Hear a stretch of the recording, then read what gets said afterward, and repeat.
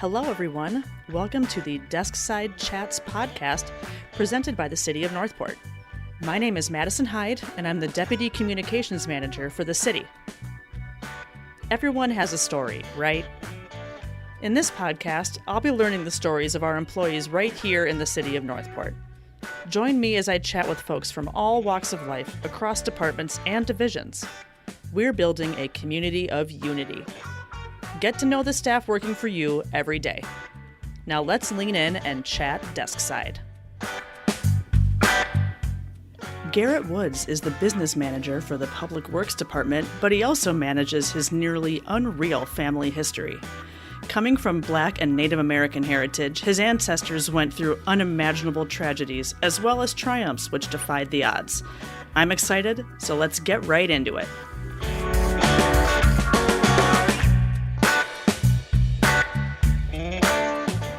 All right, hi, welcome, Garrett. Hi. How you doing? Doing well today. That's great. Great news. All right, so before we dive into your amazing family history that I'm super excited to talk about, let's talk about where does the story of Garrett Woods begin? Washington State. Originally from Washington State, Kennewick, Washington. Kind of put it on a map. It's right there between Idaho, Oregon, and Washington. It's where Lewis and Clark were originally met the Columbia River. So, whoa, cool. Yeah, it was pretty neat. You know, grew up right there where Sacagawea, Lewis and Clark, all of that was. So, wow. That's where my family is from. That's wow, where I'm so from. You start right in a super cool place go along with your super cool family history, Lots right? of history. Grew up around a lot of it, exactly. It's That is so cool. So then speaking of history, you know, how did your journey into wanting to find out all this cool stuff begin? How'd you get interested in it? Well, I think it really came up with my family. I have a family of 9 siblings, and we're all different in so many different ways. I got some family members, brothers and sisters with blonde hair, blue eyes, some with, black eyes, curly hair, and then different height ranges between 5'1" and almost 6 feet. So oh, wow. It was one of those things I just wanted to figure out, where I kind of fit in society and everything else with my family, with the same parents, same mom and dad with all 9 kids. Oh, so, wow. Okay. Totally different. That must have been a busy household. Oh, very much so. Yeah. Were you all close together in age, or? No, and we're not. For example, when I got married, my mom actually had our last child a week before I got married. So it was one of those things that was crazy. So wow. Yeah. That must make for an interesting childhood, huh? It sure did. Yeah. I was the second oldest, so kind of put it in perspective. Gotcha. Okay. All right. So let's dive in here because I'm super excited to get to talk about this. So the first one we're going to talk about is grandfather Taylor. Mm-hmm. So looks like he, started off obviously as from a descendant of many generations of slaves, but then moved on to make a name for himself. So during an extremely volatile time, especially for the Black community. So yes, totally. So when I originally did my ancestry DNA, and also going through ancestry tree, and you can build your trees and so forth, I learned a lot about my Taylor side. That's on my mom's side of the family. And the Taylor side of the family is very unique because they were some of the first African-American slaves that were brought over to the Charleston, South Carolina area through actually the slave quarters and so forth. If you go there, and they have history from some of the first slaves that were brought over all the way up through Charleston, through the Civil War and thereafter. Wow. And part of the Taylor line is they have individuals that were actually part of the first group of the South slaves that were called freed persons of color. So some of my family members were actually, prior to the Civil War, actually were able to be free and then actually ended up buying their family members and children throughout that process. And some of them were actually the first freed Black ministers in the entire United States of America. Wow. Which helped create, their last names on the Taylor line also was the Readers because they were originally instructed on how to read and how to write. And that's one of the reasons why they were the founding cornerstone for the freed persons of color community in Charleston. And that's why even during the Civil War, their whole area was completely exempt, completely free, and so forth. But the Taylor line's unique because even on the Taylor, going back a couple of grandfathers, they were slaves originally there on the Hopsweet plantation. That's right off of the Santee River. in Charleston. So if you go to that area, there's a lot of plantations. But the Hopswee was unique because that was the area where the French Huguenots had originally settled, but then also where the English had come in. But John Lynch Sr. Had built the original plantation there, and his son was actually one of the signers of the Declaration of Independence. So my family were owned by one of the signers, which is pretty unique. Yeah. And they were actually present with him during that time, and were slaves on the plantation at that time.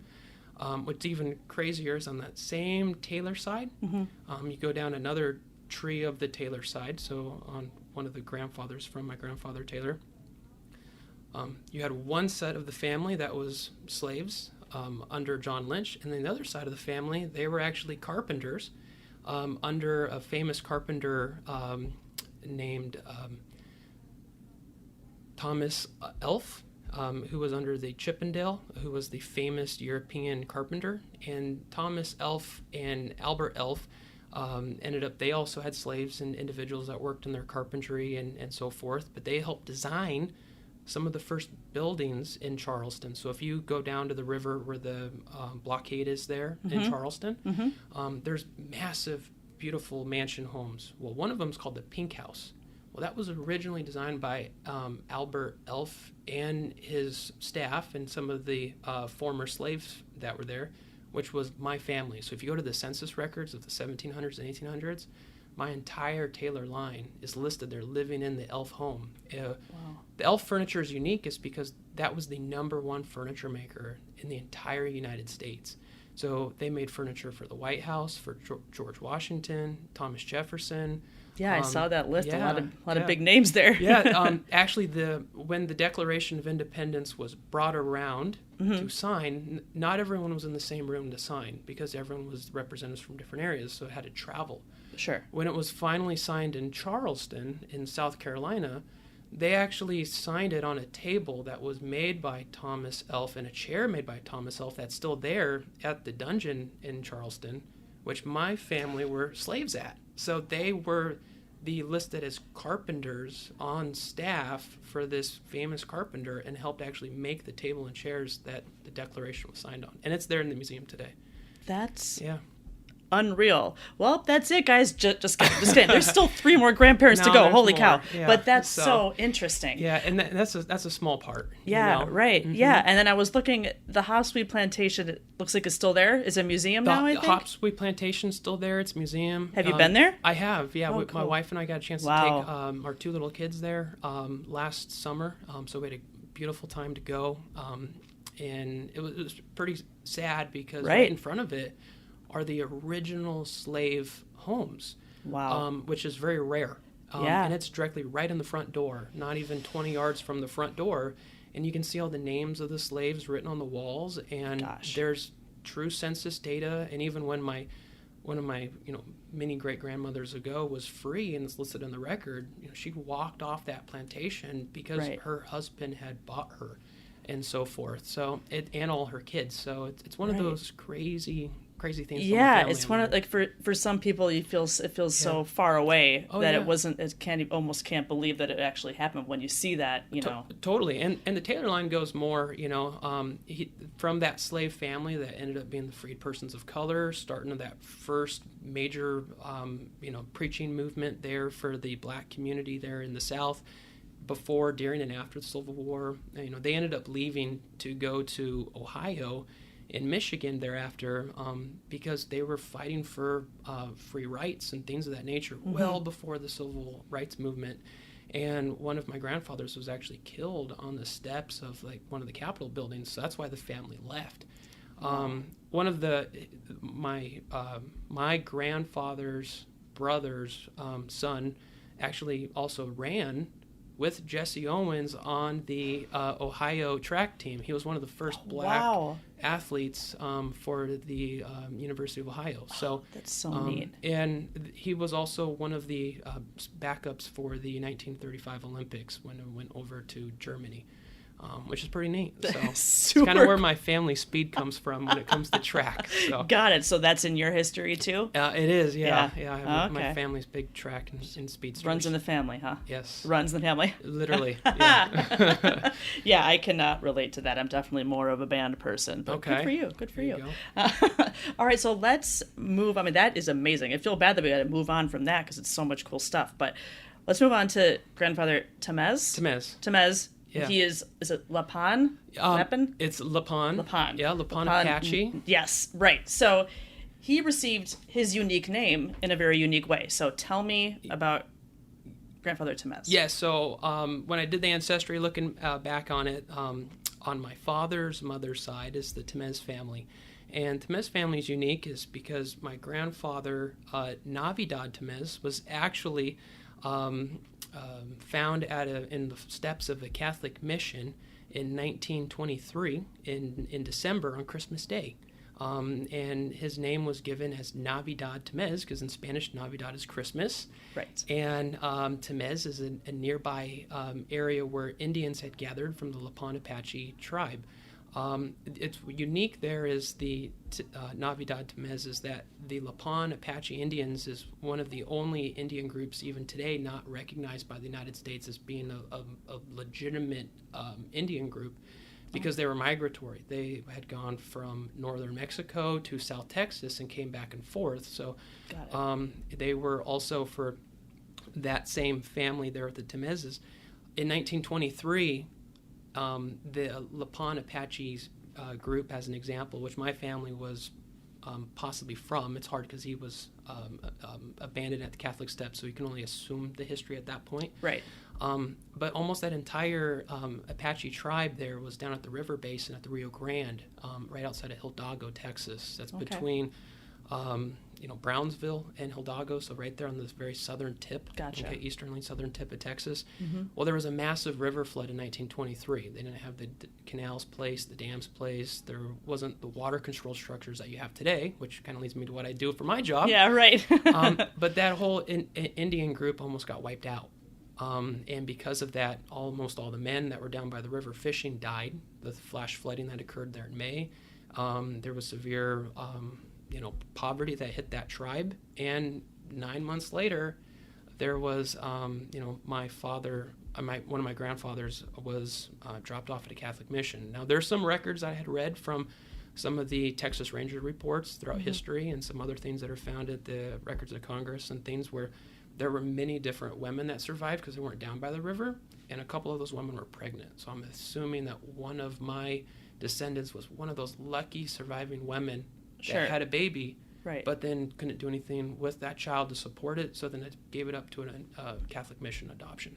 Got it. And that was on Christmas Day. Christmas Day, yeah. And to help confirm some of that too, my ancestry matches up to that exact region for my DNA ancestry. Yeah. And then even when my grandfather Temez, Navidad Temez, went to go sign up for World War II, okay, as an example, to go enlist and so forth, he was actually rejected because his nickname was Shorty. He was not even 5 foot. And one of the things about the Lapan Apache Native Americans going back to when the Spanish first came over, that group there were always known as very short but very fast Native Americans. So it kind of met the historical record of a very short stature and so forth. So, yeah. Yeah. Oh, wow. That's why my Temez line's really short. Yeah. People, I mean, but still, you think that wouldn't be it's interesting that people would get turned away just for height. It would be, yeah. Yeah, if they're looking for, they were in need of people, so that's pretty interesting. Yep. All right, moving right along. Okay. Talk about grandmother Gatley. Now, it really truly seems like she went through actual hell to try to get to a better life, in the pursuit of getting to a better life. Yes. So tell me more about those relatives and what they went through. Yeah, so being someone who's, has family throughout many years of American history, I have the slave side, I have the Native American side, right. But then on the flip side, on my mom's side is the Gatley family, and the Gatley family derived as, they originally came out to Washington State because they came out originally on the Oregon Trail, okay, and literally helped settle the eastern side of Washington in the Palouse Falls area. So there's Walla Walla, Dayton, and the southern Spokane. It's kind of where Washington State University is today, and that's where I graduated from. So it kind of makes sense. Yeah. If you go there at all the cemeteries, my whole family's there. The Baxter family, all the Gatley line, and so forth. But they were some of the original founding members of Eastern Washington. But they came over on the Oregon Trail, and partway through the Oregon Trail, there was a massive Indian massacre, Native American attack there on the settlers. And one of the surviving little girls whose whole family perished, like almost the entire wagon train. Wow. Everyone died except for her, and so forth. And so she ended up getting picked up a couple of days later by another passing wagon train. Young girl under the age of 10, making it back over to Oregon. Remember leaving from basically St. Louis all the way over with her family at the start of the Oregon Trail time frame. Ended up getting married with someone from the next wagon train, and then ended up settling and becoming one of the successful, I say successful because there were a lot of unsuccessful farming that occurred after that time too. Right there in the Walla Walla area. It's also the area where the Whitmans, the first missionaries to Washington State, were also massacred right there at the Columbia River. So they got lucky, no additional massacres from that point. Right. But at the same time, too, they helped establish the first wheat farms out there in eastern Washington. So I got one side of the family that, that's Lapon Apache Indian. Right. And the other side of the family that a whole line died because of an Indian attack. Right. Yeah. How do you like reconcile that? And I guess it's different tribes and things like that. Well, that's where you say you're American. Right. I'm I have a lot of ethnicity in me, a lot of history in me, but that helps define as to who we are as American. We're still together, we're still free, and we still got to love each other. So, absolutely. Yeah. Oh my gosh, it's like a perfect wrap-up sentence. But we still have one more grandparent. There's one more. Yeah. Oh my God. Okay, so grandfather. Father, mother? Yeah, on my dad's side. So yes, okay, yes, grandfather Woods. Yep. So that. Oh yeah. So So this guy worked close with General Patton. Correct. Yeah. All right. So on the Woods line, some of the original people that came up from Michigan, settled in Washington. What's unique about the Woods line, especially this grandpa here, is during World War II, as an example, we have some records and so forth that he's helped serve right under General George Patton. One of his things was that he was like a personal mail carrier for him. Okay. So he was a motorcycle driver, so he would drive to the next person, provide handwritten notes and things. Wow. Very trusted man. Yeah, must have been. On the Woods line and so forth. Served for him almost the entire time, the duration of the war. I think a lot of that also had to do with where he was from. Okay. He was originally from the Burbank-Richland area of Washington State, and I don't know if you're familiar with the history on that, but the Washington State area, Richland, is where Hanford is from, and Hanford was where they built the plutonium for World War II. Oh, wow. So he had brothers and sisters and family that moved out from Michigan to help actually develop the Manhattan Project, which my family helped build the plutonium needed to drop the bomb on Japan. So my family even still works on the site, and I actually had my first job there at Lockheed Martin, help doing the finances there, but that was over the Hanford Reservation, which is where all the plutonium was stored and built and developed through nuclear power. But he had family there, and I think that's one reason why he was also was put in that position, because he comes from a line where there was a lot of trust. Right. They'd already kind of proven it, quote unquote. Yeah. But he was an avid motorcycle driver there during the war, and that's one reason why my family even today was on submarines for the Navy, and big time vets, and I had a lot of family that has participated in many different wars from that aspect. I see. Wow. And for the mail carrier part, that must have also been pretty dangerous, right? If it was very dangerous. Yeah. I was told, my gosh. I was told by family members and so forth that obviously it's a very hazardous role. You know, sometimes you had to go behind enemy lines. Sometimes you had to cross areas that most people couldn't go. Most of the driving was done at night. Very little information is provided, I think, for reasons. Right. But at the same time, too, there is, information and documentation to support the awards, the medals, things of that nature that he had done, especially with General Patton during the European theater. Right. So, I feel like I just said the word "wow" about 800 times during that whole talk. Okay. I mean, it's all so super interesting. I just felt like I was just like, wow. And that's wow. nothing. I've mapped on my ancestry for, I can go back to, Mayflower on some things. I could go back to some, further and deeper details with documents to support. And don't even get started with my wife. Her family is even crazier. So we'll have her on next. There we go. Yeah, sounds good. Oh, that's so cool. You're inspiring me and probably a lot of people listening to check out what they may have in their past. Probably won't be nearly as but it's so interesting. And I totally encourage every person. I think that's one reason why I find value of working here at Northport as an example. Okay, because and even being a resident here, because I'm not just a Florida native, Northport native, etc. And that's all I really know is the last 20 years of my history, or 50 years of my history, 100 years of my history, as an example. Sure. But I can go back a couple hundred years worth of information and provide that intrinsic value that I bring with myself every day to say, you know what? I've had family that have been slaves. I have family that have died from Indian attacks. I've had family that were abandoned. I have had family that have served under great generals of the American, wars. And to come here and go, you know what? I'm going to put that same value from all these years of history and not bring anything that can deter my performance, to say, you know what, I'm gonna try to do something great myself. Yeah. And I'm gonna try to leave my mark for myself now, for future generations, to look my kids and grandkids look back and go, hey, remember what Garrett Woods did, or what was done in Northport during that time, etc. And that's where I kind of bring that value daily to work too. Wow.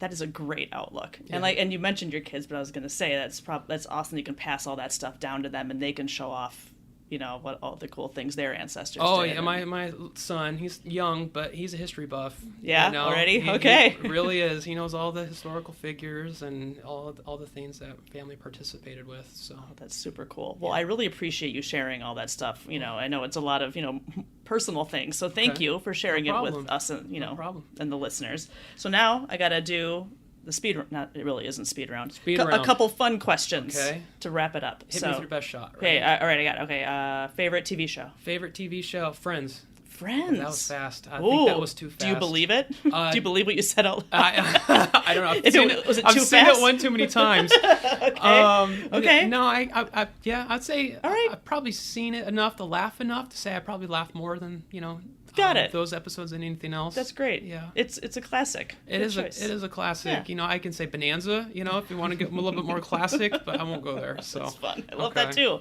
I'm sure I get people from many different generations approving of both of those answers. Sounds good. Okay, next one, favorite movie. Favorite movie, Spartacus, the original.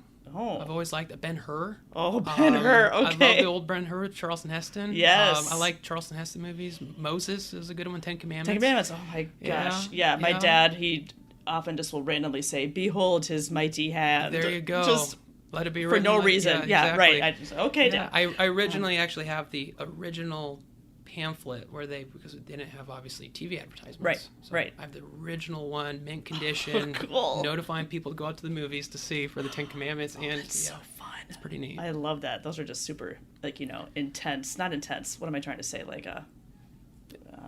I don't know the word I'm looking for. It's a classic. Yeah, I don't know. It's a classic. It helped define, what a good movie is for future generations. Right. Yeah. Yes, absolutely. Okay, now last one. Okay. Favorite ice cream flavor? If you can pick, at the time, right now. Anything that's fruit. I like strawberry. Okay. I like boysenberry ice cream. If you have boysenberry ice cream, it's the best. There's a truck stop out in Idaho that has the best boysenberry ice cream. Okay, it's a convenient location. Every time I'd go deer hunting or etc. out in Idaho, I'd always stop and get a boysenberry milkshake and a boysenberry scoop of ice cream. So wow. it is delicious. It's specific. Well, if you I live like so close to dairy farms out west growing up, Yes. I love ice cream. I understand. There's nothing better than an ice cream with fresh fruit. So. As you can see, listeners can't see, but decorations in my office show that I also understand dairy products from Wisconsin. I can tell. Yeah. Got the cheese head there. You guys can't see that. But, all right, Garrett. Well, thank you so much for talking with us. And we'll be back next week with another Deskside Chat. See you later.